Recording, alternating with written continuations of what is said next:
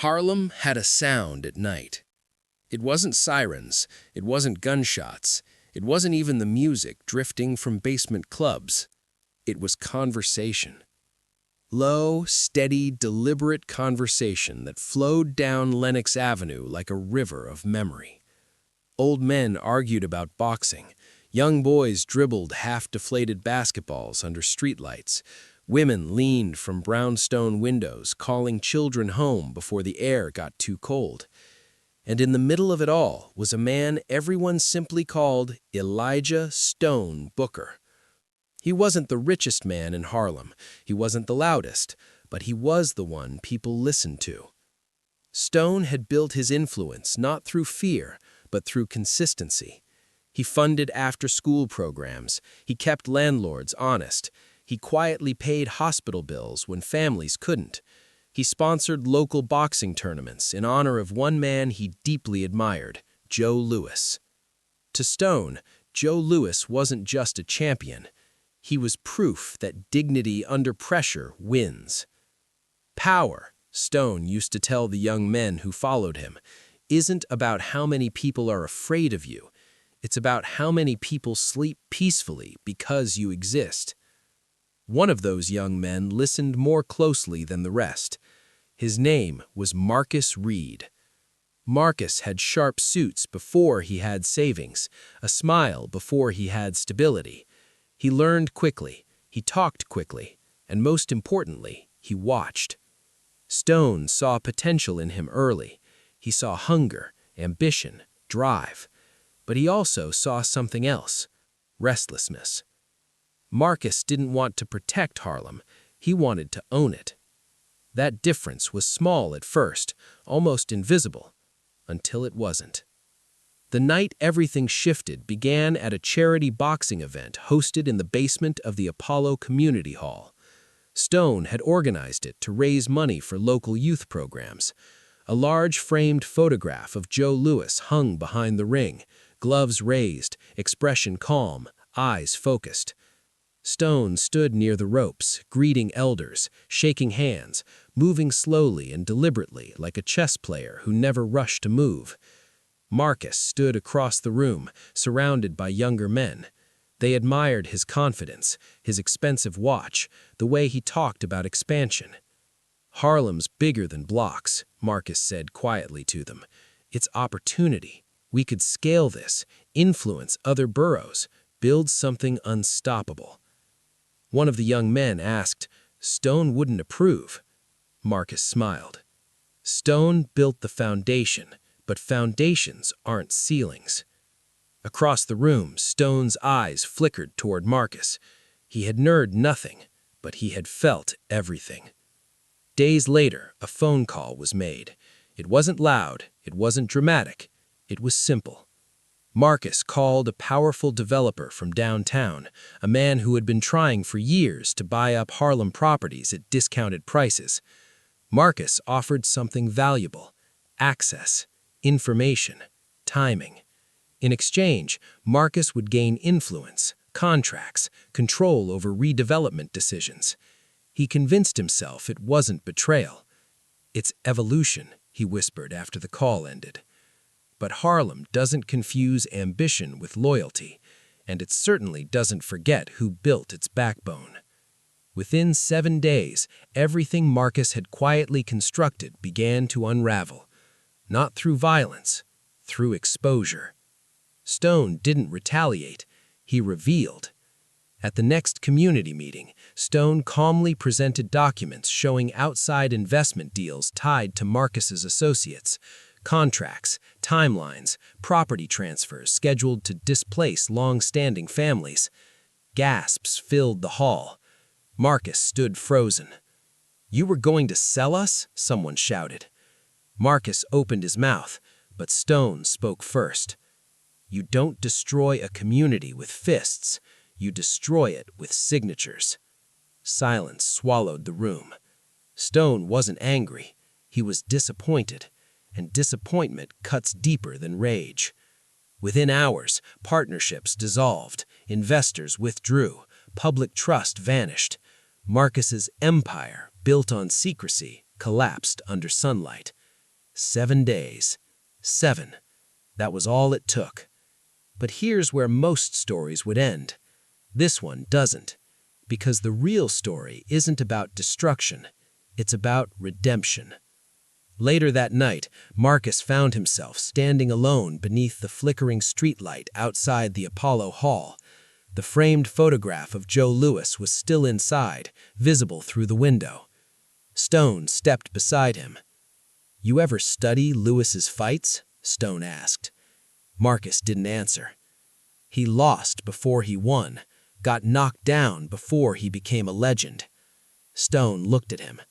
"You betrayed trust. Not me. Them." Marcus's voice cracked slightly.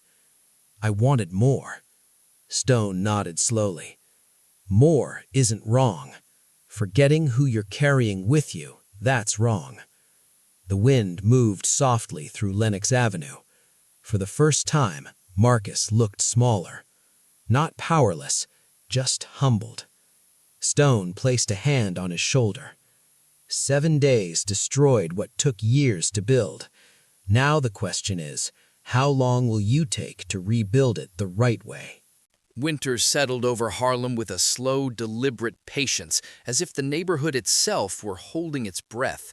The sidewalks glittered faintly under early morning frost, and storefront windows reflected a community both cautious and quietly determined. The cooperative initiative that Stone had introduced was no longer an idea spoken about in folding chair meetings. It was becoming structure, policy, and accountability in motion. Marcus found himself buried in spreadsheets, zoning codes, and community feedback sessions that stretched late into the evening. The work was less glamorous than the rapid expansion he had once envisioned, but it was heavier in meaning.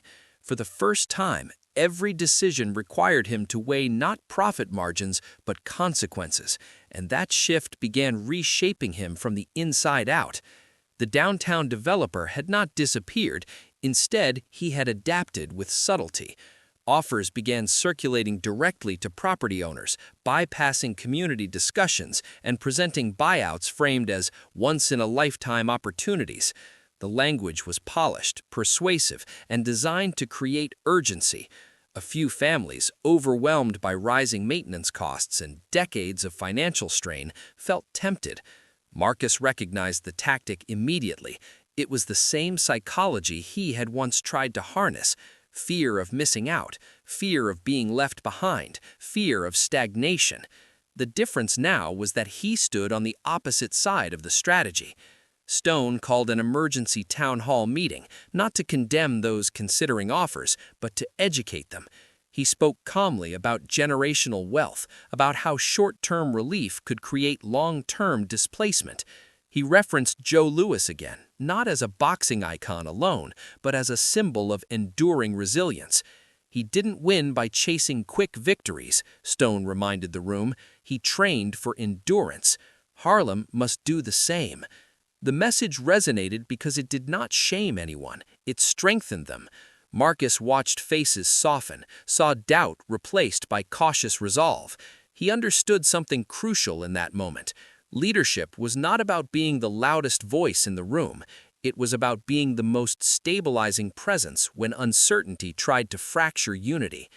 Meanwhile, Marcus's personal transformation was being tested quietly.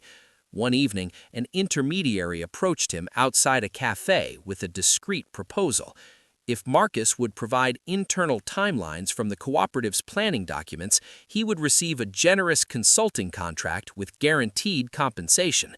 The offer was wrapped in flattery and framed as recognition of his visionary instincts. The old Marcus might have hesitated only long enough to negotiate better terms. The new Marcus felt the sting of temptation, but also the clarity of consequence. He declined without dramatic confrontation, simply stating that transparency was no longer negotiable for him.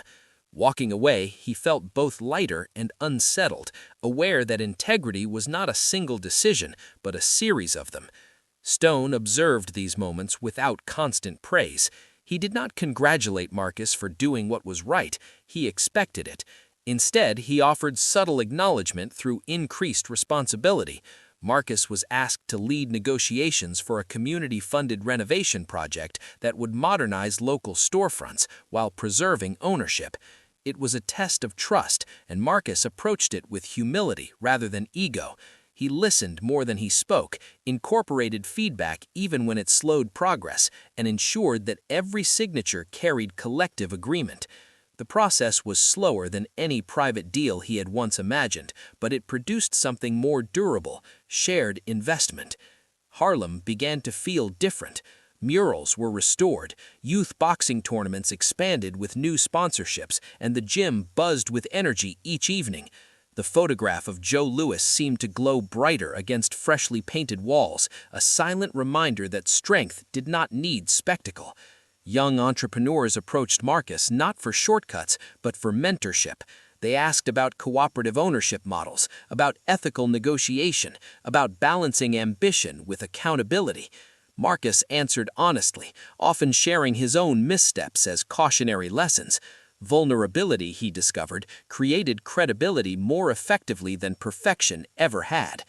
Yet tension lingered beneath the surface. The developer's influence had not vanished, it had simply shifted toward legal pressure. Letters questioning zoning compliance began arriving at cooperative offices. Minor regulatory discrepancies were magnified into potential violations.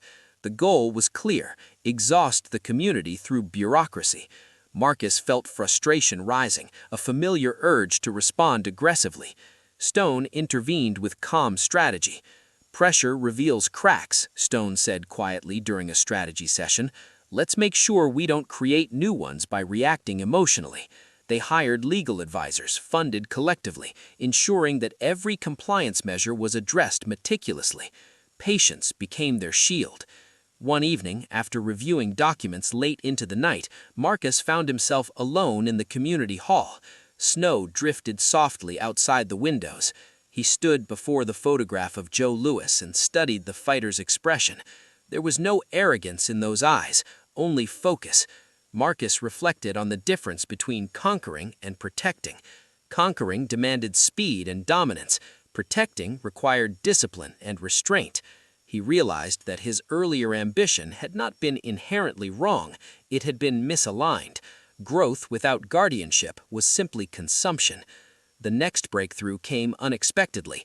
A local credit union agreed to partner with the cooperative, offering low-interest loans to property owners who committed to community preservation agreements.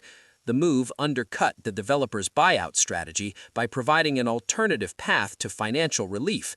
The announcement at the town hall meeting sparked applause that felt genuine rather than reactionary.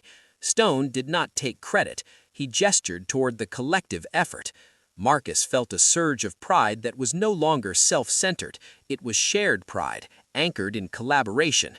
Despite progress, Marcus continued wrestling internally with the shadow of his past choices. Redemption was not a straight line. There were moments when he sensed lingering skepticism in certain glances. Some elders maintained cautious distance, waiting to see if his transformation would endure under sustained pressure. Marcus accepted that consequence. Trust rebuilt slowly, like muscle after injury. Each day required repetition. One afternoon, a young boxer named Caleb approached Marcus after training.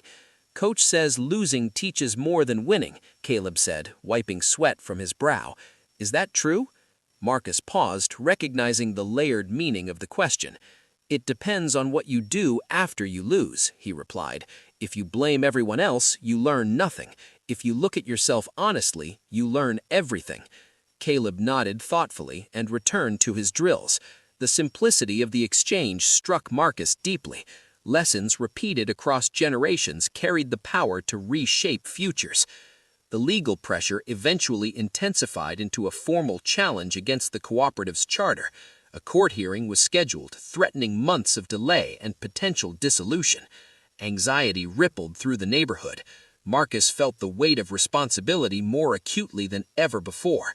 Stone, however, remained steady. "This isn't a fight against us," he reminded everyone. "It's a test of our cohesion." They prepared thoroughly, gathering documentation, testimonies from residents, and evidence of economic benefit generated since the cooperative's launch. On the eve of the hearing, Marcus and Stone walked along Lenox Avenue once more. The city hummed quietly around them. Marcus spoke with measured sincerity. "If we win tomorrow, it's because you showed me the difference between influence and integrity." Stone smiled faintly. "If we win tomorrow, it's because you chose to listen when you could have defended yourself instead." The exchange carried mutual respect rather than hierarchy. The courtroom scene the next day lacked drama, but brimmed with significance.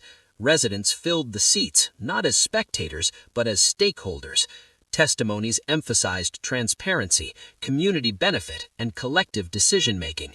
When the ruling was announced in favor of the cooperative's legitimacy, relief washed through the room like a long-held breath finally released. It was not merely a legal victory, it was validation that unity could withstand calculated pressure.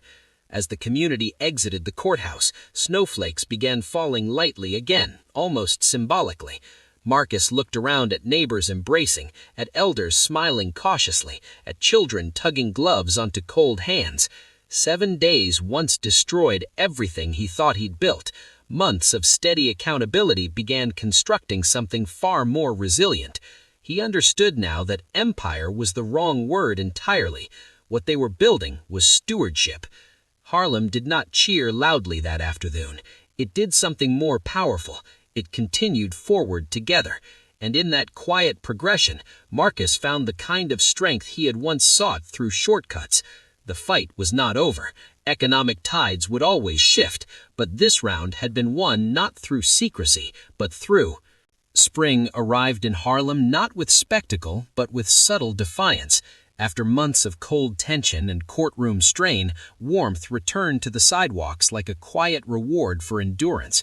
Storefront awnings were repainted in brighter colors, children's laughter stretched later into the evenings, and the cooperative's office windows stayed open to let fresh air mix with the scent of coffee and paperwork. The legal victory had not solved every problem, but it had done something more important. It shifted the psychological